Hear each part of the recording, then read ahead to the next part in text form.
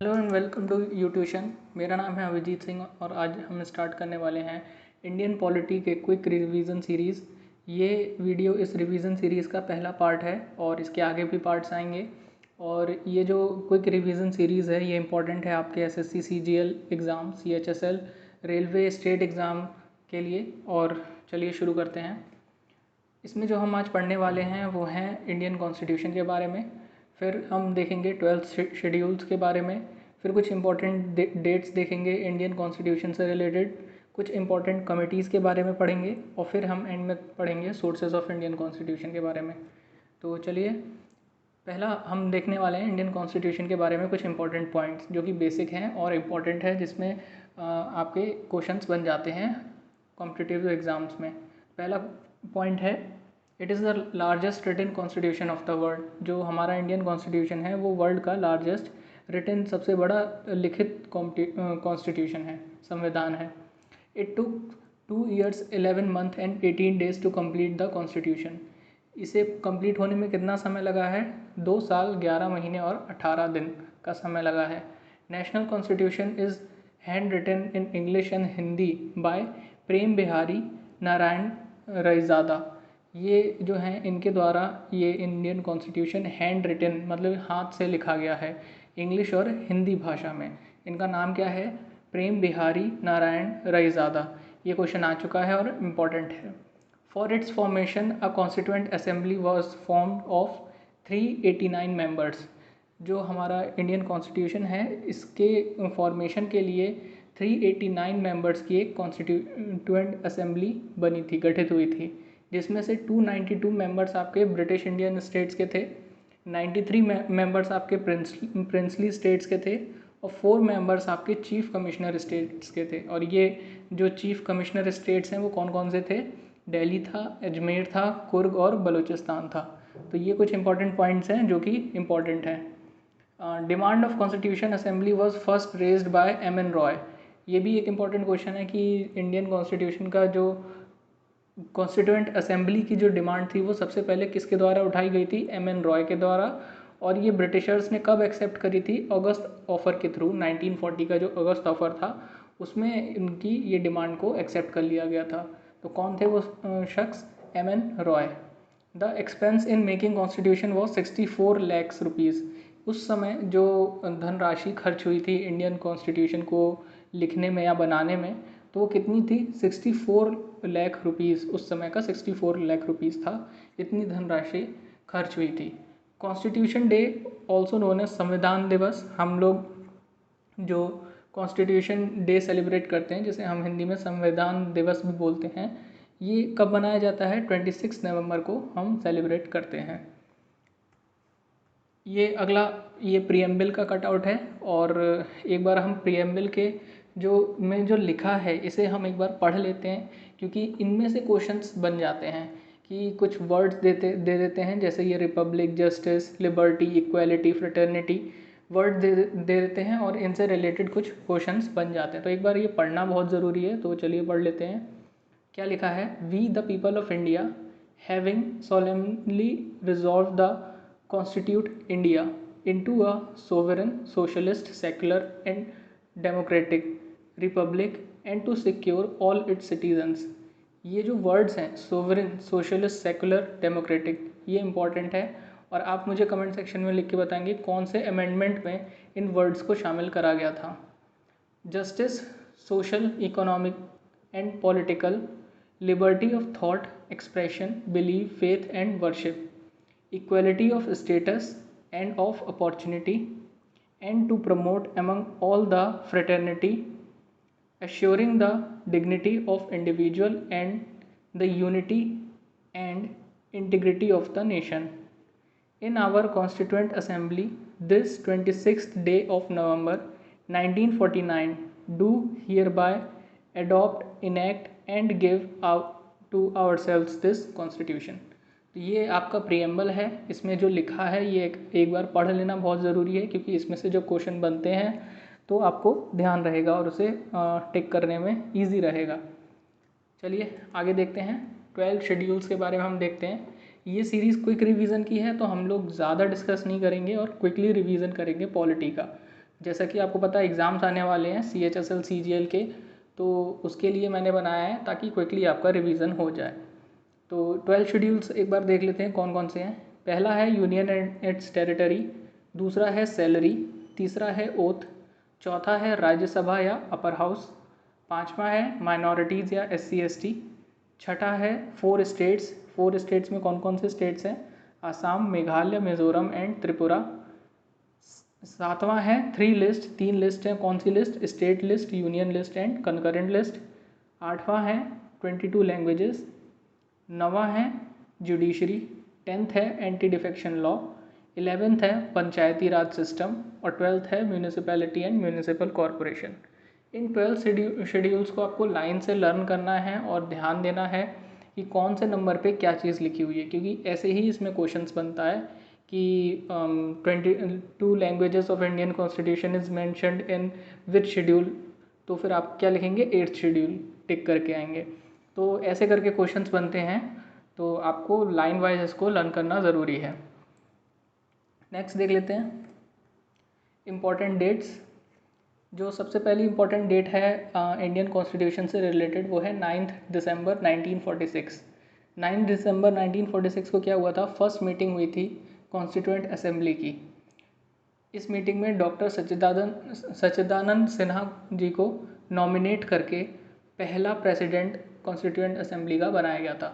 इसमें से जो क्वेश्चन आता है वो इम्पोर्टेंट 2 क्वेश्चंस बनते हैं इस पॉइंट में से।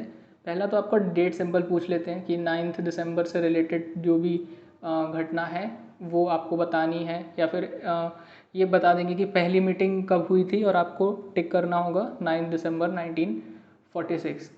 दूसरा जो इम्पोर्टेंट क्वेश्चन बनता है कि इंडिया के फर्स्ट कॉन्स्टिट्यूएंट असेंबली के प्रेसिडेंट कौन है। अगर सिंपल प्रेसिडेंट पूछें तो आप क्या लिख के आएंगे? डॉक्टर सच्चिदानंद सिन्हा, है ना। लेकिन ध्यान रखने वाली बात है ये नॉमिनेटेड प्रेसिडेंट थे, इलेक्टेड प्रेसिडेंट नहीं थे। तभी 11 दिसंबर 1946 को क्या होता है?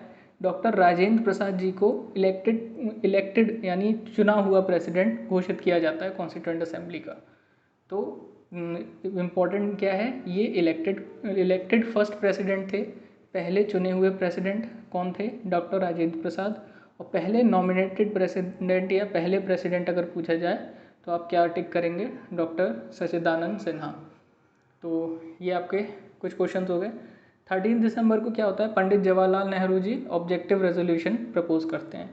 तो इसमें क्वेश्चन आता है कि किसके द्वारा ऑब्जेक्टिव रेजोल्यूशन प्रपोज किया गया? तो फिर ऑप्शंस में आपको राजेंद्र प्रसाद, सच्चिदानंद सिन्हा, जवाहरलाल नेहरू, सरदार पटेल ऐसे दे देंगे। तो आपको क्या टिक करके आना है? पंडित जवाहरलाल नेहरू। और डेट क्या थी? 13 दिसंबर 1946। अगली डेट है 26 नवंबर 1949, यानी 26 नवंबर 1949। 26 नवंबर को हम क्या सेलिब्रेट करते हैं? संविधान दिवस सेलिब्रेट करते हैं। क्यों? क्योंकि इस डेट को हमारा इंडियन कॉन्स्टिट्यूशन कंप्लीट हो गया था, ठीक है। लेकिन हमने इसे इम्प्लीमेंट कब करा था? 26 जनवरी 1950, यानी कुछ महीनों के बाद से हमने इम्प्लीमेंट करा था। 26 नवंबर को तो बन गया था, लेकिन दिसंबर फिर जनवरी, हमने जनवरी में इसे इम्प्लीमेंट करा। क्यों करा? क्योंकि 26 जनवरी को ही हम पहले मनाते थे पूर्ण स्वराज दिवस। 26 जनवरी 1930 में ये बात उठी थी पूर्ण स्वराज की, और उस दिन से हम लोग इस दिन को 26 जनवरी को पूर्ण स्वराज दिवस को सेलिब्रेट करते थे। तो इस डे की वैल्यू को मेंटेन रखने के लिए हमने क्या करा? अपना इंडियन कॉन्स्टिट्यूशन इस दिन इम्प्लीमेंट करा, और हम ऐसे इस दिन को हमने अपनी जो हिस्ट्री है और प्रेजेंट है उसमें मेंटेन रखा 26 जनवरी की इम्पोर्टेंस को। अगला हम देख लेते हैं कुछ इंपॉर्टेंट कमिटीज़ हैं जिससे डायरेक्ट क्वेश्चन आते हैं। जैसे पहला और बेसिक क्या है? जो डॉक्टर BR अम्बेडकर थे वो कौन सी कमेटी के हेड थे? हेड ऑफ ड्राफ्टिंग कमेटी के। वैसे ही पंडित जवाहरलाल नेहरू थे, वो यूनियन कॉन्स्टिट्यूशन कमेटी के और यूनियन पावर कमेटी के हेड थे। तो पंडित जवाहरलाल नेहरू किसके हेड थे? Union constitution committee and union power committee के। ऐसे ही डॉक्टर राजेंद्र प्रसाद किस कमेटी के हेड थे? Committee on rules and procedure. तो committee on rules and procedure के हेड थे डॉक्टर राजेंद्र प्रसाद, और दूसरी थी फ्लैग कमेटी, इसके हेड थे। तीसरे अगले हम देखते हैं सरदार वल्लभ भाई पटेल। ये किस कमेटी के हेड थे? Minorities and fundamental rights committee. Minority and fundamental rights committee के हेड कौन थे? सरदार वल्लभ भाई पटेल। एच.सी. मुखर्जी, ये किसके हेड थे? माइनॉरिटी सब कमेटी के। माइनॉरिटी सब कमेटी के हेड कौन थे? एच.सी. मुखर्जी। जे.बी. कृपलानी, ये किसके हेड थे? फंडामेंटल राइट्स सब कमेटी के। तो फंडामेंटल राइट्स सब कमेटी थी, उसके हेड कौन थे? जे.बी. कृपलानी। अगले हैं गोपीनाथ बरदलोई। तो गोपीनाथ बरदलोई किसके हेड थे? नॉर्थ ईस्ट फ्रंटियर कमेटी के। नॉर्थ ईस्ट फ्रंटियर कमेटी, इसके हेड कौन थे? गोपीनाथ बरदलोई। तो ये कुछ इंपॉर्टेंट पॉइंट्स हैं जिससे डायरेक्ट क्वेश्चन बनता है। अगला है सोर्सेज ऑफ इंडियन कॉन्स्टिट्यूशन। क्योंकि आपको पता है कि इंडियन कॉन्स्टिट्यूशन वर्ल्ड का लार्जेस्ट रिटन कॉन्स्टिट्यूशन है और ये हमने बाकी कॉन्स्टिट्यूशंस को स्टडी करके इनेक्ट करा है, बनाया है। तो कौन से कॉन्स्टिट्यूशन से हमने क्या चीज़ ली है, ये इम्पॉर्टेंट है और ये डायरेक्ट क्वेश्चन में आ जाता है कि हमने कौन से कंट्री के कॉन्स्टिट्यूशन से क्या चीज़ ली है यानी अडॉप्ट करी है। तो पढ़ लेते हैं। ब्रिटेन से हमने क्या लिया है? सिंगल सिटीजनशिप लिया है, पार्लियामेंट्री प्रोसेस लिया है और रूल ऑफ लॉ लिया है। एक बार फिर से देखते हैं। ब्रिटेन से हमने क्या लिया है? ब्रिटेन के कॉन्स्टिट्यूशन से हमने सिंगल सिटीजनशिप लिया है, पार्लियामेंट्री प्रोसेस लिया है और फिर रूल ऑफ लॉ लिया है। तो ये 3 इंपॉर्टेंट पॉइंट्स हैं जो हमने ब्रिटेन के कॉन्स्टिट्यूशन से लिया है। अगला है आयरलैंड का कॉन्स्टिट्यूशन। इससे हमने DPSP लिया है, directive principles of state policy. Election of president लिया है कि जो प्रेसिडेंट के इलेक्शन का प्रोसेस है वो पूरा हमने आयरलैंड के कॉन्स्टिट्यूशन से लिया है। Nomination of Rajya Sabha members by president, जो 12 मेंबर्स प्रेसिडेंट नॉमिनेट करता है राज्यसभा के, वो हमने किससे लिए हैं? आयरलैंड के कॉन्स्टिट्यूशन से लिए हैं। ऐसे ही USA के कॉन्स्टिट्यूशन से हमने क्या लिया है? Fundamental rights, post of vice president, concept of preamble, financial emergency और इम्पीचमेंट ऑफ प्रेसिडेंट। ये सारे ही इंपॉर्टेंट है, USA का मोस्ट इम्पॉर्टेंट है। और impeachment of president, financial emergency, concept of preamble, post of vice president और फंडामेंटल राइट्स, ये हमने सारे किससे लिए हैं? USA के कॉन्स्टिट्यूशन से लिए हैं। ऑस्ट्रेलिया के कॉन्स्टिट्यूशन से हमने क्या लिया है? लैंग्वेज ऑफ प्रीएम्बल, यानी कॉन्सेप्ट ऑफ प्रीएम्बल तो हमने USA से लिया है, लेकिन लैंग्वेज ऑफ प्रीएम्बल जो है वो ऑस्ट्रेलिया के कॉन्स्टिट्यूशन से लिया है। Relation between centre and state, ये भी हमने कहाँ से लिया है? ऑस्ट्रेलिया के कॉन्स्टिट्यूशन से लिया है। अगला है कनाडा। कनाडा से हमने क्या लिया है? फेडरल सिस्टम लिया है, स्ट्रॉन्ग सेंटर अमंग स्टेट, ये जो कॉन्सेप्ट है ये हमने कनाडा के कॉन्स्टिट्यूशन से लिया है। फ्रांस से हमने क्या लिया है? रिपब्लिकन सिस्टम लिया है।